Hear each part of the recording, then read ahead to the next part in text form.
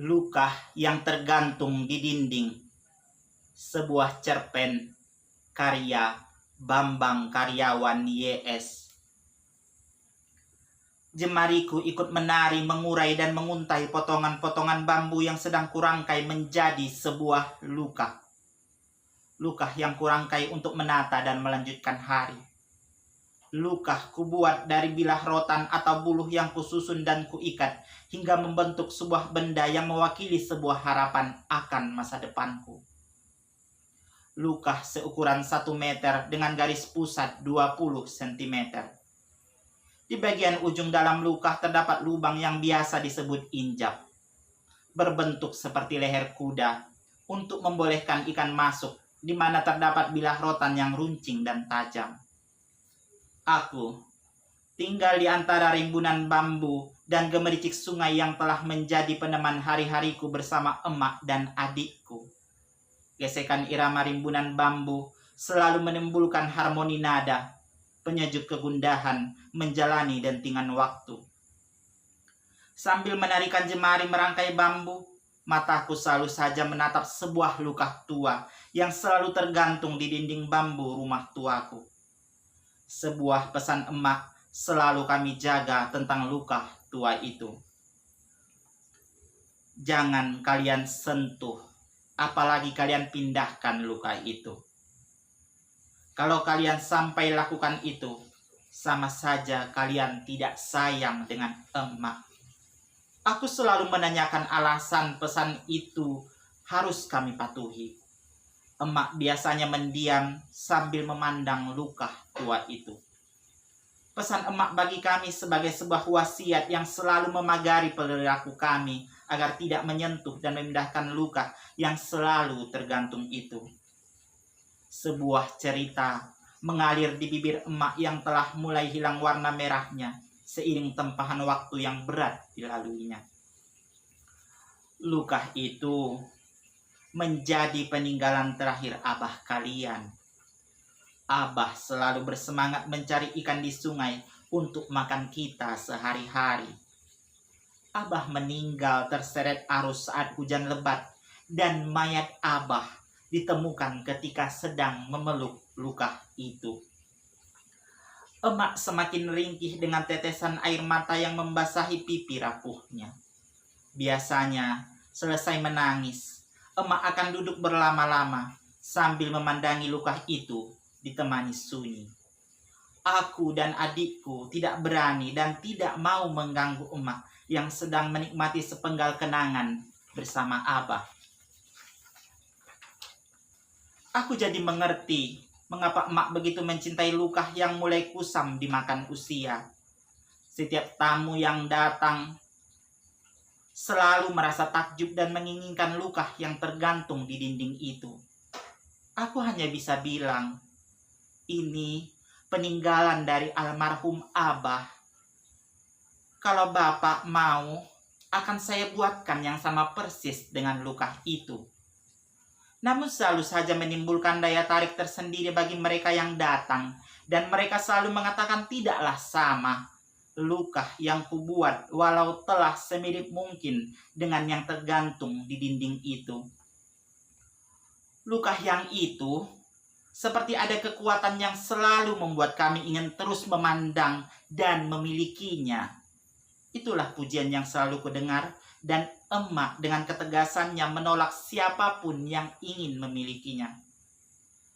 Tidak seorang pun kuizinkan menyentuhnya, apalagi memilikinya, tegas emak. Aku selalu terheran setiap menjelang purnama, luka yang biasa tergantung tidak pernah menempel di dinding. Awalnya tidak terlalu kupedulikan, namun setiap putaran bulan purnama berikutnya selalu tidak ada di tempatnya. Rasa ingin tahu mendorongku untuk menyelidik. Sempat aku terkejut ketika aku lihat emak membawa luka tua itu ke kamar, dan sempat ku dengar lamat-lamat emak memanggil-manggil suara dengan lirih. Terdengar samar di telingaku. Kulekatkan daun telingaku ke dinding kamar yang bersebelahan dengan kamar emak. Perlahan-lahan agar tidak terdengar gaduh, mengingat dinding kamarku terbuat dari bambu yang akan mudah tergetar ketika disentuh. Hening bersama nyanyian suara serangga malam. Keharuan menyeruak ketika ku dengar sebuah kata yang diulang-ulang emak. Abah, Abah, Abah, Abah.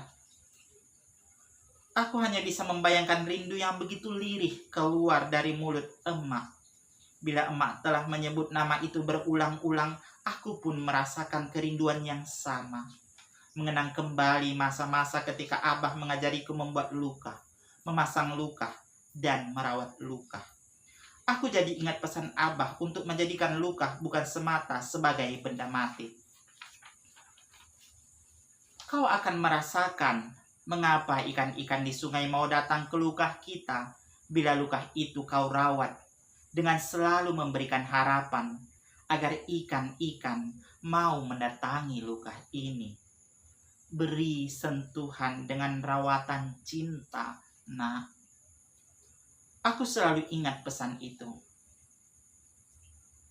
Aku jadi mengerti mengapa luka itu begitu berarti bagi emak. Diriku meninggalkan emak dengan panggilan rindunya pada Abah. Sejak kejadian itu, aku perlahan mulai melupakan luka yang biasa selalu tergantung di dinding itu. Kembali ku mainkan jemari, merangkai bambu, membuat luka-luka yang lebih baik. Ku pelajari dari orang-orang yang berpengalaman cara membuat luka yang lebih baik. Semangatku menghasilkan luka-luka yang banyak dipesan orang untuk mencari ikan. Namun menjadi terusik kembali ketika sungai di ujung kampung kami yang biasa menjadi sumber penghasilan untuk mendapatkan ikan menjadi berkurang. Selalu saja luka yang dipasang tak banyak menghasilkan ikan. Apa kita harus melakukan tradisi luka? Begitu saran yang kudengar dari orang-orang tua yang biasa berkumpul sambil menikmati kopi di kedai. Aku masih ingat ketika Abah masih hidup, selalu menggunakan luka yang saat ini tergantung di dinding dipakai untuk tradisi luka. Masih tersimpan dalam pikiranku bagaimana luka itu kelihatan begitu kokoh, selalu menjadi bahan pujian bagi orang kampung. Tradisi luka yang biasa dilaksanakan di kampungku menjadi sepenggal kenanganku bersama Abah dan luka. Tradisi yang selalu kunantikan bersama teman-temanku karena keramaiannya. Tradisi bukan yang sekedar ritual, tapi telah menjadi permainan yang selalu dinantikan. Permainan yang melibatkan paling tidak 3 orang laki-laki dewasa. Dibutuhkan sebuah luka berukuran sekitar 1 meter yang diberi kain sarung atau baju bekas seperti orang-orangan di tengah sawah. Diawali dengan pembakaran kemenyan dan dupa oleh pawang yang berpakaian hitam. Diiringi pukulan gendang dan kompang, pawai mulai dengan mengasap-asapkan luka. Ku selalu mendengar pantun yang sudah aku hafal setiap mengikuti permainan ini. Ilek langkah, mudik langkah. Jumpa beban bertali-tali. Bukan mudah perkara mudah. Tengok luka, pandai menari. Cerita tentang luka Abah yang tergantung itu telah menjadi bahan perbincangan di setiap sudut kampung. Aku yang yakin siapa saja yang bisa memiliki luka itu, maka akan selalu mendapatkan ikan yang banyak kalau kita meletakkannya di sungai. Pujuklah emak kau tuh. Mungkin luka Abah kau bisa memancing ikan-ikan tuh datang ke luka kami.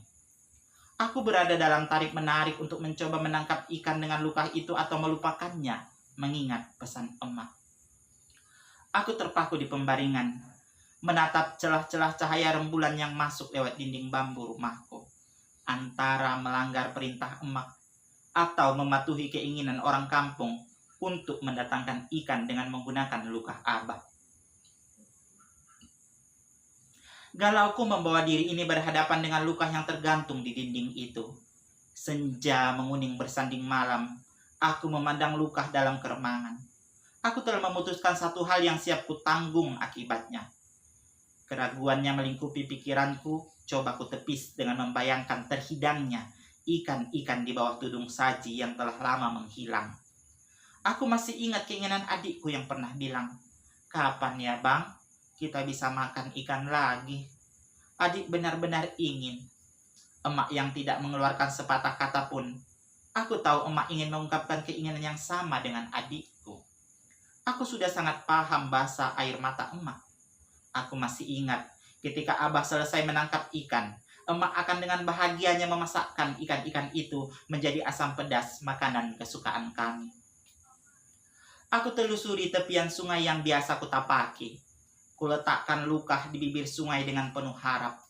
Drama kesunyian tepian sungai dan gemerisik air sungai membuatku terlelap sesaat. Dalam lelapku, sebuah senyum Abah dihadiahkan untukku. Senyuman yang selalu kurindu. Aku tersadar dari lelap rindu ini ketika irama lembut sungai menjadi kacau. Kudekati luka yang ternyata puluhan ikan berebutan ingin keluar dari mulut luka. Segera aku tarik luka dan bahagiaku menyeruak melihat puluhan ikan yang telah lama tidak singgah di luka-luka yang lain. Inikah arti mimpiku? Abah, inikah ikan-ikan kirimanmu? Aku semakin meyakini kalau luka ini memang telah akrab dengan lingkungan air sungai di sini, sehingga ikan-ikan pun dengan senang hati singgah masuk dan bermain-main sebentar di dalam luka. Aku melangkah mengikuti bayangan rembulan menuju rumah bambuku. Sebuncah harapan dalam anganku terbayang, sebuah senyuman emak dan adikku melihat ikan yang telah lama tidak menjadi hidangan sehari-hari. Langkah-langkah bahagia yang telah kuatur membawa ikan-ikan terhentak ketika sebuah panggilan memekakkan telingaku. Kau sudah tak patuh sama emak. Kagetku tersentak berkepanjangan ketika luka yang terjatuh dari tanganku direbut paksa emak. Suasana menjadi hening bersamaan senyapnya nyanyian serangga malam yang ikut takut dengan teriakan emak yang jarang didengarnya. Emak membawa luka ke dalam kamar yang langsung membanting pintunya. Telingaku seperti tersumbat dengan bantingan pintu. Ada apa, Bang? Adikku keluar dari kamar sambil memandang sekeliling dengan tanya. Aku tak sanggup mengeluarkan kata untuk menjawab pertanyaan adikku. Gontai hatiku membawaku lelap tak nyenyak. Malam semakin pekat. Awan gemawan saling berkelindan membentuk gumpalan yang menyesakkan. Sebuah petir disambung petir yang lain. Hujan seperti tertumpah hanya di rumahku. Atap rumbia yang biasa mampu menahan serangan hujan kini koyak-moyak dengan air yang membentuk tetesan dari berbagai sisi.